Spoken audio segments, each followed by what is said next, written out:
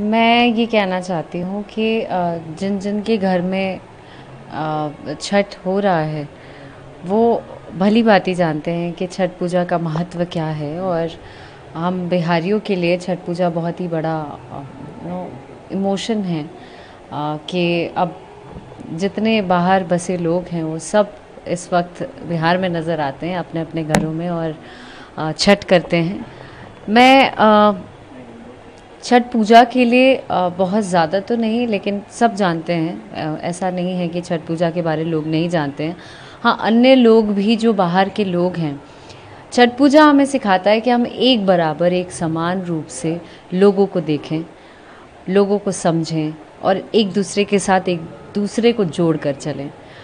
तो मुझे ऐसा लगता है कि ना सिर्फ छठ पूजा में, पूरे साल ही हमें एक दूसरे के साथ ऐसे रहना चाहिए और किसी से द्वेष, किसी से छल, ये सब नहीं करना चाहिए। आस्था का ये भी रहता है, जैसा कि आपने कहा कि तमाम जो लोग बाहर रहते हैं वो अपने घर को वापस आते हैं, सारी चीज़ें देखी जाती है। सबसे ज़्यादा जो मतलब कि आप जिसको रिलेट कर सकती हैं इस पर्व को लेकर के और जो महसूस करते हैं, क्या कहेंगे? छठ पूजा मैं बचपन से ही अपनी दादी और घर के अन्य लोगों को देखते आई हूँ, बड़ी बुआ। पर मैं वो उन गीतों को सुनते हुए बड़ी हुई, शारदा जी के गीतों को सुनते बड़ी हुई। मुझे लगता है कि इसका महत्व मुझे मेरी माँ से पता चला। घर में तो होता ही था, लेकिन एक बार एक शारदा जी का गीत है, चुगला करे चुगली बिलैया करे म्याऊं, तो ऐसा गीत बज रहा था पूरे अगल बगल। और मैं 5 साल की थी, मैं घर में उसका मजाक उड़ा रही थी।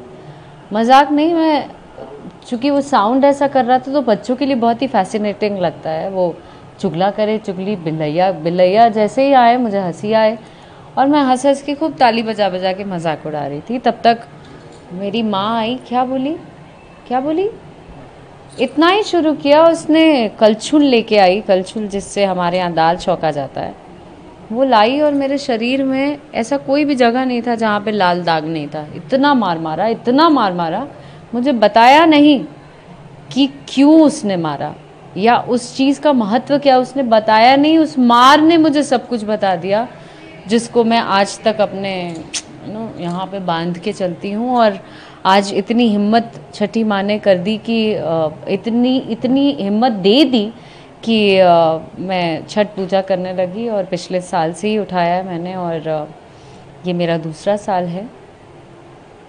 अब पता नहीं छठी माँ चाहें तो कब तक करती हूँ। मेरा ऐसा पर्सनली मानना है, जब मैं छठ पूजा कर रही थी तब कई लोगों ने ये भी पूछा मुझसे कि आप शादीशुदा तो हैं नहीं। बाहरी नहीं, मेरे घर वाले खुद पूछे कि आप शादीशुदा नहीं हैं तो आप कैसे छठ पूजा करोगे। मैंने बोला ओके, लड़के तो शादीशुदा नहीं हैं, फिर लड़के क्यों कर रहे हैं? क्या पूजा और आस्था किसी बंधन में बंधने के लिए तो नहीं है? मेरा ऐसा मानना है पर्सनली।